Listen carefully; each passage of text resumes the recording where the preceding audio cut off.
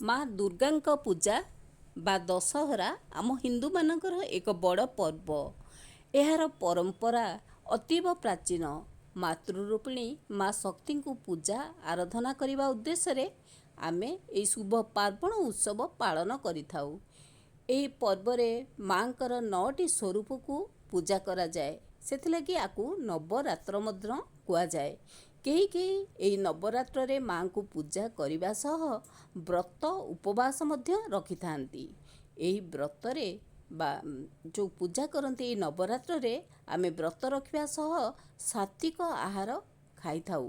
ଆଉ ସେହି ସାତ୍ତ୍ୱିକ ଆହାର ବିଭିନ୍ନ ପ୍ରକାରର, ସେଥିମଧ୍ୟରୁ ସାଗୁଦାନା ବା ସାବୁଦାନା ଖିଚଡ଼ିଟି ଅନ୍ୟତମ, ଯାହାକି ଅତି ସହଜ ଆଉ ସ୍ୱାଦିଷ୍ଟ ମଧ୍ୟ।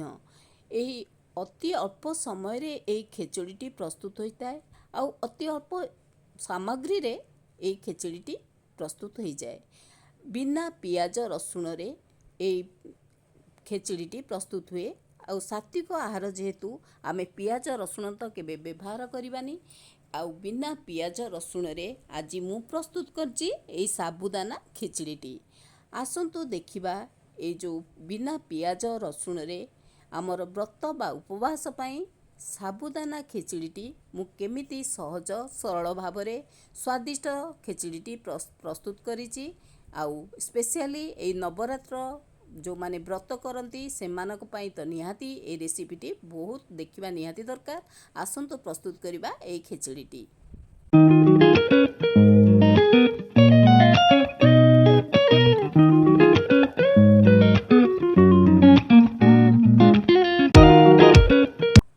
ସାଗୁଦାନା ଖିଚଡ଼ି ପ୍ରସ୍ତୁତ କରିବା ପାଇଁ କ'ଣ କ'ଣ ଇନଗ୍ରିଡ଼ିଏଣ୍ଟ ନେଇଛି ଦେଖିନେବା।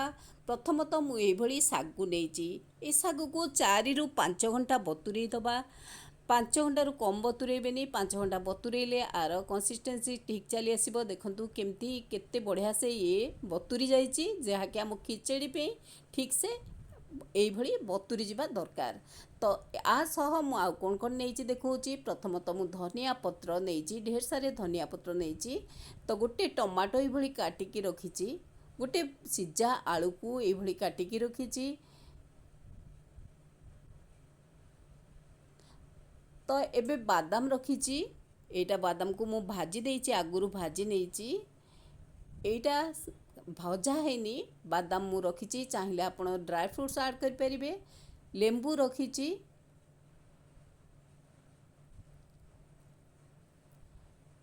ଅଦା ଖଣ୍ଡେ ରଖିଛି। 2ଟି କଞ୍ଚା ଲଙ୍କା ରଖିଛି। ଜିରା ଆଉ କରି ଲିଭ୍ସ ବା ଭୃଷଙ୍ଗ ପତ୍ର ରଖିଛି।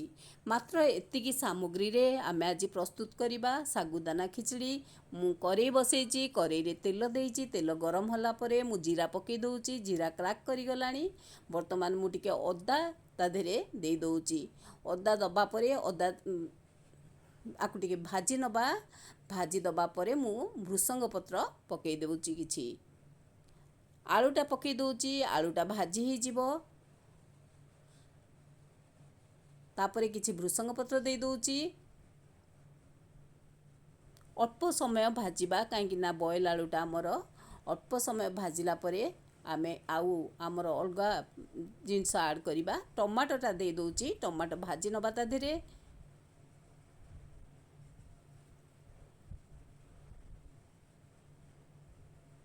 ଅତି ଶୀଘ୍ର ଫଟାଫଟ ପ୍ରସ୍ତୁତ ହେଇଯିବ। ଆ ଦେହରେ ମୁଁ ଯେଉଁ ବତୁରି ଥିଲା ସାଗୁଦାନା, ମୁଁ 5 ଘଣ୍ଟା ବତୁରେଇଥିଲି, ତାକୁ ମୁଁ ଦେଇ ଦେଉଛି।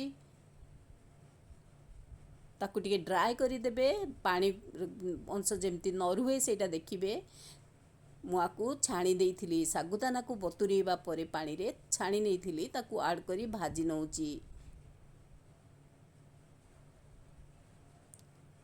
ଏବେ ଆ ଦେହରେ ମୁଁ ବାଦାମ ଗୁଣ୍ଡ ଦେଇ ଦେଉଛି। ଯେଉଁ ବାଦାମ ରଖିଥିଲି ତାକୁ ଗୁଣ୍ଡ କରିଛି, ତାକୁ ଖଦଖଦଡ଼ିଆ ଗୁଣ୍ଡ କରିଛି ଦେଇ ଦେଉଛି। ତାପରେ କାଶ୍ମୀର ରେଡ଼୍ ଚିଲି ପାଉଡ଼ର ଟିକେ ଦେଉଛି। ଲୁଣ ଦେଉଛି, ଯେତିକି ଆମର ଦରକାର ସେତିକି ଦେବା। ଚାହିଁଲେ ସନ୍ଧ୍ୟା ନମକ ବି ବ୍ୟବହାର କରିପାରିବେ। ମୁଁ ଚିନି ଦେଉଛି, ହାଫ୍ ଚାମଚରୁ ଟିକେ ଅଧିକ ଚିନି ଦେଉଛି, କାରଣ ଆର ଚଟପଟି ଟେଷ୍ଟଟା ବହୁତ ବଢ଼ିଆ ଲାଗେ, ସେଥିଲାଗି ଚିନି ଟିକେ ଆଡ଼୍ କରୁଛି। ଏବେ ତାକୁ ଟିକେ କଭର୍ କରିଦେଉଛି, କାରଣ ଏଇଟା ଟିକେ ଡ୍ରାଏ ହେଇଯିବାର ଅଛି ଆଉ ତେଲରେ ଭାଜି ହେଇଯିବାର ଅଛି।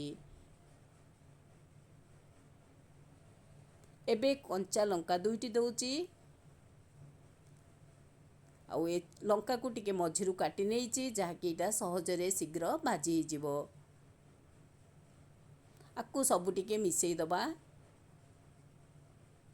ତାପରେ ଲେମ୍ବୁ ଫାଳେ ଚୁପୁଡ଼ି ନେଉଛି। ଚଟପଟି ଟେଷ୍ଟରେ ଆମେ ଏଇ ସାଗୁଦାନା ଖେଚଡ଼ିଟି କରୁଛେ, ସେଥିଲାଗି ଲେମ୍ବୁଟା ଚୁପୁଡ଼ି ନେଉଛି। ତାପରେ ଢେର ସାରେ ଧନିଆ ପତ୍ର ଦେଇଦେବା। ଆର ଫ୍ଲେଭର ବହୁତ ସୁନ୍ଦର ଆସିବ, ବହୁତ ଟେଷ୍ଟି ମଧ୍ୟ ଲାଗିବ। ତାପରେ ଯେଉଁ ବାଦାମ ମୁଁ ଭାଜିକିରି ରଖିଥିଲି ଆଗରୁ, ତାକୁ ଦେଇ ଦେଉଛି। ଆକୁ ସବୁ ଭଲ ଭାବରେ ମିଶେଇ ଦେବା।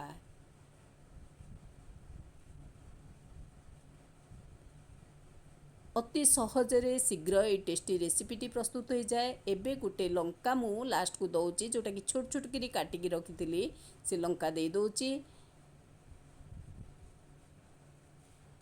ରାଗ ଖଟା ମିଠାର ଚଟପଟି ଟେଷ୍ଟ ତା ଦେହରେ ଆସେ, ଆଉ ବହୁତ ସୁନ୍ଦର ଲାଗେ। ଦେହ ପାଇଁ ମଧ୍ୟ ବହୁତ ହେଲ୍ଥ ବେନିଫିଟ୍ ଏଇଟା। ଦେଖନ୍ତୁ କେତେ ଶୀଘ୍ର ଫଟାଫଟ ଆମର এই ସାଗୁଦାନା ଖେଚଡ଼ିଟି ପ୍ରସ୍ତୁତ ହେଇଯିବ। ଏବେ ପ୍ରାୟ ପ୍ରସ୍ତୁତ ହେଇଗଲାଣି, କାରଣ ସୁଖା ସୁଖା ହେଇଯିବ ଆଉ ଗୋଟି ଗୋଟିକିଆ ସାଗୁଦାନା ଖିଚଡ଼ିଟି ହେଇଯିବ।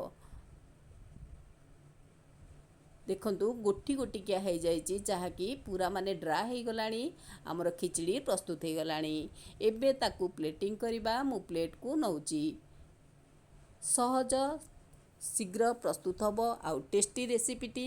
ହେଲ୍ଥ ପାଇଁ କହିଛି ଆପଣଙ୍କୁ, ଏଇଟା ହେଲ୍ଥ ବେନିଫିଟ୍, ଯେଉଁଟାକି ଆମ ବ୍ଲଡ଼ ସୁଗାର ଆଉ ଆମର ଇମ୍ୟୁନିଟି ବୁଷ୍ଟ କରେ। ବହୁତ ଭଲ ଆମର ହେୟାର ପାଇଁ, ଚୁଟି ପାଇଁ ଆଉ ବଡି ପାଇଁ ମଧ୍ୟ ବହୁତ ଭଲ।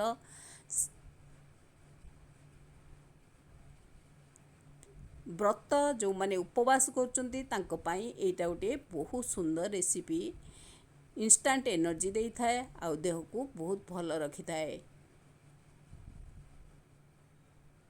ଏବେ ମୁଁ ଆକୁ ପ୍ଲେଟିଂ କରିଦେଉଛି। ନବରାତ୍ର ଚାଲିଛି। ନବରାତ୍ରରେ ବିନା ପିଆଜ ରସୁଣର ଆମେ ବିଭିନ୍ନ ପ୍ରକାର ସାତ୍ତ୍ୱିକ ଭୋଜନ କରିଥାଉ।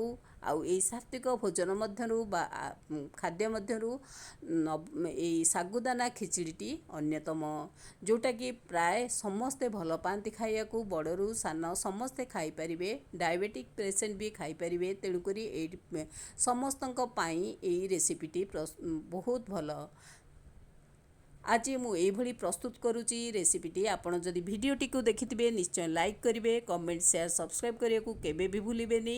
ଆଉ ଏ ରେସିପିଟି ପ୍ରସ୍ତୁତ କରନ୍ତୁ, ଆର ଟେଷ୍ଟ ନିଅନ୍ତୁ। ଆର ଟେଷ୍ଟ କେମିତି ଲାଗୁଛି ନିଶ୍ଚିତ କମେଣ୍ଟ ମାଧ୍ୟମରେ କହିବେ।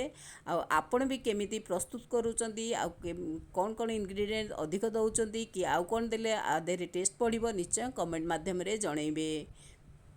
ଏବେ ଆମର ପ୍ରସ୍ତୁତ ହେଇଗଲା ସାଗୁଦାନା ଖିଚଡ଼ିଟି। ଦେଖନ୍ତୁ କେତେ ଶୀଘ୍ର ସହଜରେ ପ୍ରସ୍ତୁତ ହେଇଗଲା। ନବରାତ୍ର ସ୍ପେଶାଲ ଏଇ ରେସିପିଟି ମୋର, ଯେଉଁମାନେ ଫାଷ୍ଟିଂ କରୁଥିବେ ସେମାନଙ୍କ ପାଇଁ ଏଇ ସ୍ପେଶାଲ ରେସିପିଟି। ରହୁଛି। ଥ୍ୟାଙ୍କ ୟୁ, ନମସ୍କାର, ମମତାନନ୍ଦ।